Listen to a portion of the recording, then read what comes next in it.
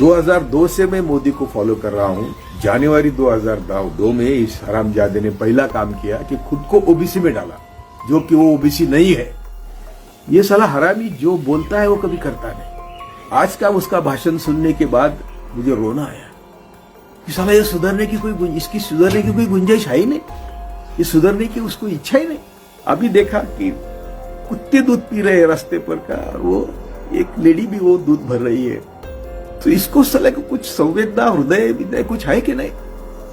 उनके लिए कुछ नहीं करता है। ये पहले किसानों को बचाना चाहिए।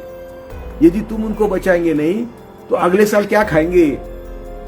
तेरे गोलवलकर सावरकर जाएंगे के खेतों में? हरामी, तू सिर्फ आपके 25-30% वोटर के लिए काम कर रहा है। तेरे सामने सिर्फ चुनाव है। हरामजादे, तू किसी की ही परवाह नहीं कर रहा है।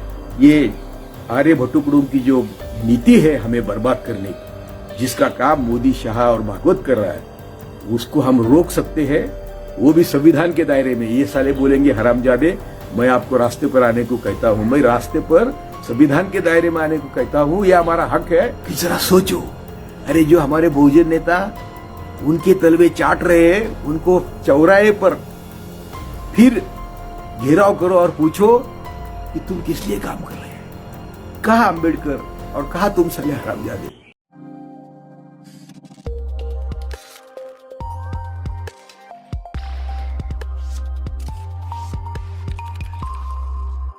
मेरे भारत के सभी बहुजन बहनों और भाइयों, जयप्रकाश नारायण के बाद जो भारत बदलना शुरू हुआ, आज उसकी 100% बर्बादी हो गई। जयप्रकाश नारायण का नाम क्यों लिया? तो जयप्रकाश नारायण ने इन हरामजादे संघ को साथ लेके ऑल पार्टी कांग्रेस के खिलाफ बनाई और इनको सत्ता में भागीदारी दी। तब से ये जहरीली सांप अपना फना उभार कर देश को बर्बाद कर रही है। रामायण लाया, महाभारत लाया, शिक्षा में भविष्य लाया, वो उसी दिन को है। और उसका नतीजा 6 दिसंबर में बाबरी मस्जिद गिराने से हुआ। 2002 से मैं मोदी को फॉलो कर रहा हूं। जनवरी 2002 में इस हरामजादे ने पहला काम किया कि खुद को ओबीसी में डाला, जो कि वो ओबीसी नहीं है। उसके बाद गोधरा करवाया, अहमदाबाद हुआ, और अभी देश के सामने सभी दंगे हैं, सभी जो भी उनके जुमले हैं सब है। 2014 के बाद जो इकोनॉमी को बर्बाद करना शुरू किया, नोटबंदी, जीएसटी और भी कई मामले हैं, ये साला हरामी जो बोलता है वो कभी करता नहीं, और जो लोग सुझाव देते हैं वो भी कभी करता नहीं। तो इसका एक ही मकसद है कि मुट्ठी भर अपने पूंजीवादियों को ताकत देना। आज का उसका भाषण सुनने के बाद मुझे रोना आया कि साला ये सुधरने की इसकी सुधरने की कोई गुंजाइश है ही नहीं, ये सुधरने की उसको इच्छा ही नहीं। या वो जानबूझकर कर रहा है, जो उसके बाप तिलक, सावरकर, गोलवलकर ने कहा था कि बहुजनों की आर्थिक कमर तोड़ ही देश पर हमारा कब्जा रख सकती है। तो ये हमारी सब कमर तोड़, आर्थिक कमर तोड़ के बैठा है। मेरा छोड़ो। मैंने एक ही सुझाव कल दिया था कि सिर्फ जो 1% अमीर है भारत में, जो इसके बदौलत हुए हैं, उनसे उनके संपत्ति पर 2% सिर्फ, करोड़ा टैक्स बोलो, वेल्थ टैक्स बोलो, कुछ भी बोलो उसको, देश के कठिन समय का टैक्स बोलो, 2% टैक्स लेता है तो हमको 10 लाख करोड़ मिलते हैं।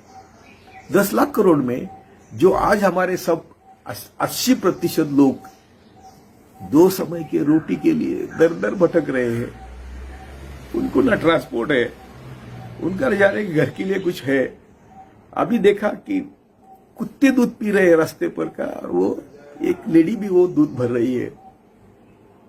कुत्ते की रोटी कुत्ता खा रहा था तो 2 औरतों ने उसको हकाल दिया और वो रोटी खुद खाई।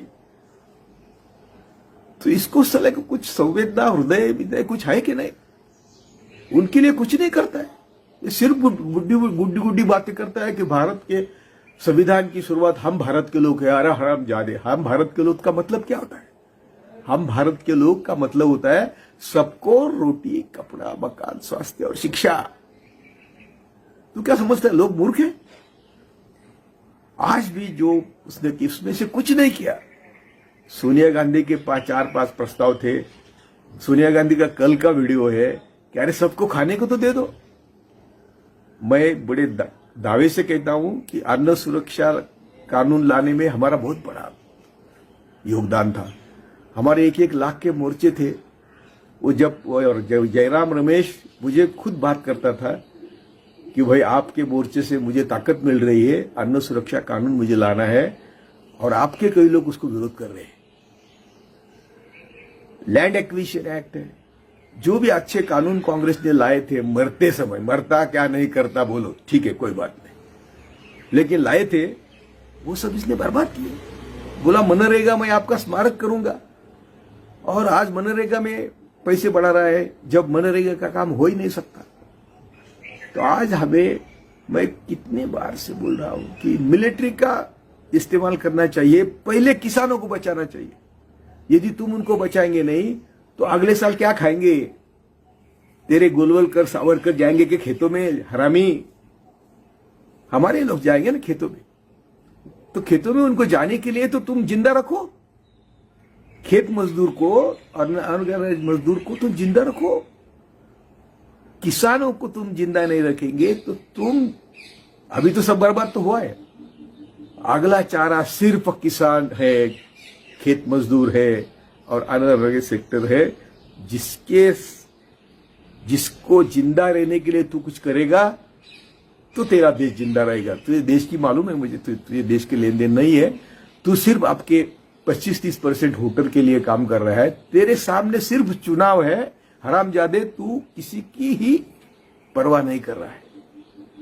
क्या बकवास किया 15 मिनट आपने। अभी मैंने एक सब लिख के लिया, लेकिन उसका क्या उल्लेख करूं मैं?